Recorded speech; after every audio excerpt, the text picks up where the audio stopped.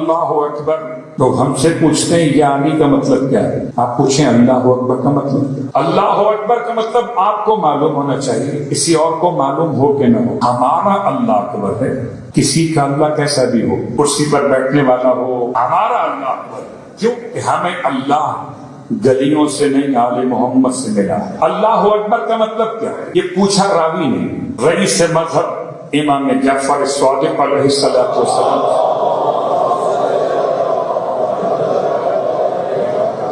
کہ مولا بتائیے اللہ اکبر کا کیا مطلب؟ وہی جو ترجمہ ہم اور آپ کرتے ہیں وہی ترجمہ ذہن میں تھا راوی کے۔ امام نے سوال کا جواب دینے کے بجائے کہ آپ یہ بتائیے، راوی سے پوچھا مولا نے عرس کیا کہتے ہیں اس کے بعد؟ تو راوی نے کہا مولا عرس تو کہتے ہیں اکبر من کل شیء، اکبر یعنی افعل التفضیل سے، من کل شیء ہر شے سے بڑا ہے خدا۔ امام نے فرمایا تو شے خدا کو مان لیا، اگر خدا ہر شے سے بڑا ہے تو آپ نے خدا کو شے مان لیا۔ عجیب بات ہے، اللہ اکبر بھی کہا اور ایمان بھی چلا گیا۔ نہ مشکل ہے ایمان بچانا، اس لیے سمجھاتے ہیں کہ یہاں آؤ تو ایمان بھی بچے گا اور جنت کا ٹکٹ بھی ملے گا وتھ فیملی۔ اللہ اکبر اکبر کا ترجمہ من کل شیء کون کہتا ہے؟ راوی امام کے سامنے عرس کے حوالے سے۔ عرس کا مطلب واضح ہے نا، لوگ کیا کہتے ہیں، عوام کیا کہتے ہیں؟ اللہ سب سے بڑا، آپ بھی کہتے ہیں اللہ سب سے بڑا۔ امام شاہ فرماتے ہیں کہ یہ تو اللہ کو شے مان کے برابر ہو گیا۔ راوی کہتا ہے مولا پھر کیا ترجمہ کریں؟ اور اب میں اپنے دوستوں سے کہتا ہوں کہ کبھی کبھی ہم شہزادے علی اکبر کو ملاتے ہیں کہ جی وہ علی اکبر یا اللہ اکبر۔ علی اکبر ہونا اور بات ہے، اللہ کا اکبر ہونا اور بات ہے۔ یہ جملہ آسان کر دوں کہ آدھی عربی جاننا خطرناک ہے۔ اب وہاں بھی اکبر لکھا ہے، یہاں بھی اکبر لکھا ہے، دو علماء بیٹھے ہوئے، اب میں اکبر کی تعریف بیان کر رہا ہوں، علماء بھی موجود۔ اکبر افعل تفضیل، جب کبھی خدا کے علاوہ کسی اور کے لیے بیان ہو تو یہ چھوٹے کے مقابلے پر بڑے کا بیان ہوگا۔ کتنا درست؟ چھوٹے کے مقابلے پر، اور جتنے بیٹھے سب جانتے ہیں مولا حسین کا بیٹا ہے علی اصغر، ہے یا نہیں؟ ہے نا، اس اصغر کے مقابلے علی اکبر۔ اب مجھے بتاؤ اللہ اکبر کے مقابلے میں اس کو مان رہے تھے؟ علی اکبر جو کہا تو علی اصغر کے مناسبت سے کہا کہ حسین کا ایک بیٹا علی چھوٹا، ایک بیٹا علی بڑا، ایک بیٹا علی بیچ والا والا موضوع ہے، اوسط۔ لیکن جب اکبر خدا کو کہا تو امام شاہ فرماتے ہیں یہاں اکبر سے مراد دو الفاظ ملے، مفہوم ہے۔ اللہ اکبر من ان یحمد، ایک بار اللہ اکبر من ان یوصف، اللہ کس سے بڑا ہے؟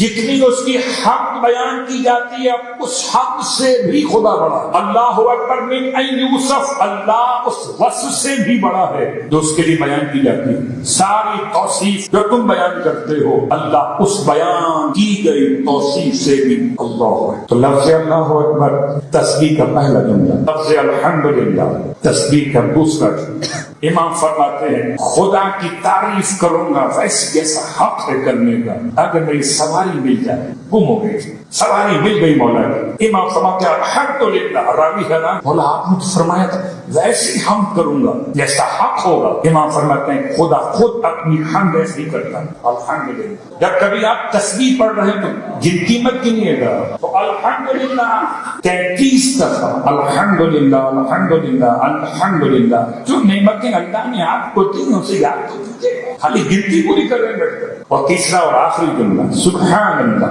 مولا کائنات علی ابن ابی طالب علیہ السلام سے پوچھا گیا سبحان اللہ، شاید میں یاد بیان نہ کرتا اگر کل کی بات سے یہ بات مربوط نہ ہو رہی ہوتی کہ میں تصویر کچھ بیان کر رہا تھا۔ ذکر موضوع نہیں ہے، مقصد ذکر، مفہوم ذکر کیا ہے؟ سبحان اللہ۔ امام فرماتے ہیں سبحان اللہ کا مطلب خدا کی پاکیزگی بیان کرنا۔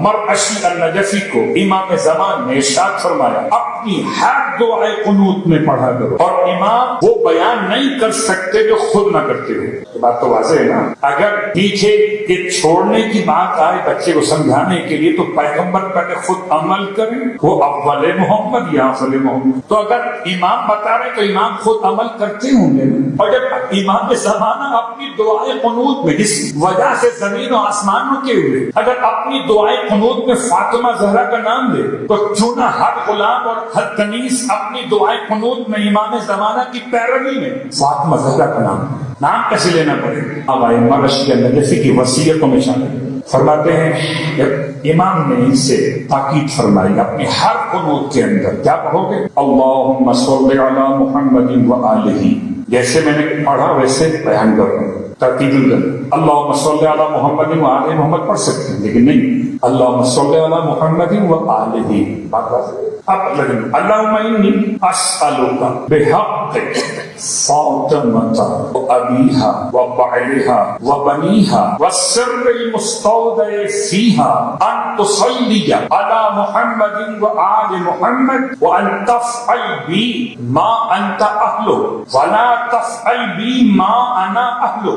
امام فرماتے ہیں مرثیہ نجفی سے کہ اپنی ہر قنوت کی دعا میں اس کو لازماً تاکیداً پڑھا کرو۔ اب مجھے بتائیں یہ دعا ہم پڑھتے ہیں تو پڑھتے سلامت رہیں، نہیں پڑھتے تو آج سے دعا کریں خدا مجھے بھی اور آپ کو بھی عمل کی توفیق عطا فرمائے۔ پہلے آپ چلیے اپنی حق میں دعا مانگتا ہوں پھر آپ کی ترجمہ سن لیجیے اور ایک ایک لفظ سمجھا دوں تاکہ پڑھنے میں اشتباہ نہ ہو۔ اللہم صلی علی محمد و آلہ، اے خدا درود نازل فرما محمد اور ان کی آل پر۔ اللہم انی اسألک، اے اللہ تجھ سے، انی اسألک میں سوال کرتا ہوں تجھ سے، بحق فاطمہ، سوال بعد میں واسطہ پہلے۔ کیا معیار دیا معرفت کا کہ خدا کو خدا کہہ کر بات کرنے قابل ہو۔ اللہم اے اللہ انی اسألک، میں اس سے سوال بحق فاطمہ، فاطمہ کے حق کا واسطہ، وہ ابیہا ان کے بابا کے حق کا واسطہ، وہ بعلہا ان کے شوہر کے حق کا واسطہ، وہ بنیہا ان کی اولاد کے حق کا واسطہ، والسر المستودع فیہا اور جو راز تو نے فاطمہ زہرا کے وجود میں پوشیدہ فرمایا اس راز کے حق کا واسطہ۔ اب کیا مانا آپ نے؟ ان تصلی علی محمد و آل محمد، یہ تو درود نازل فرما محمد اور آل محمد دعا میں شامل، اور اب خلاصہ دعا وان تفعل بی ما انت اہل، تو میرے ساتھ وہ کر جس کا تو اہل ہے۔ میں اپنی حیثیت کو پہچان کر، رب کی حیثیت کو جان کر پھر جملہ پڑھوں تو مزہ آئے۔ ابتدائی نماز میں نماز سے پہلے تکبیرۃ الاحرام سے پہلے یا محسن اور آتاک المسیء، اے محسن تیرے پاس مسیح آیا، خدا کون محسن، میں کون مسیح، میری حیثیت مسیح گناہگار سیئات کرنے والا، اس کی حیثیت محسن احسان کرنے والا نیکیاں کرنے والا۔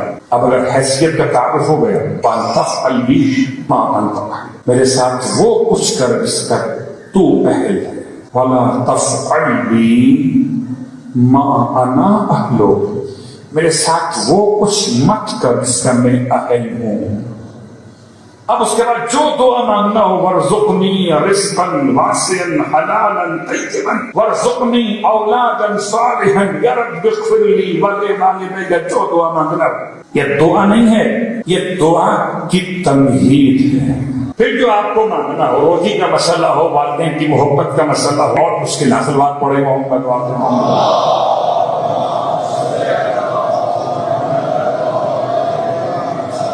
اس کو یاد کر لیجیے، یہ زمانے کے امام کی تاکید ہے۔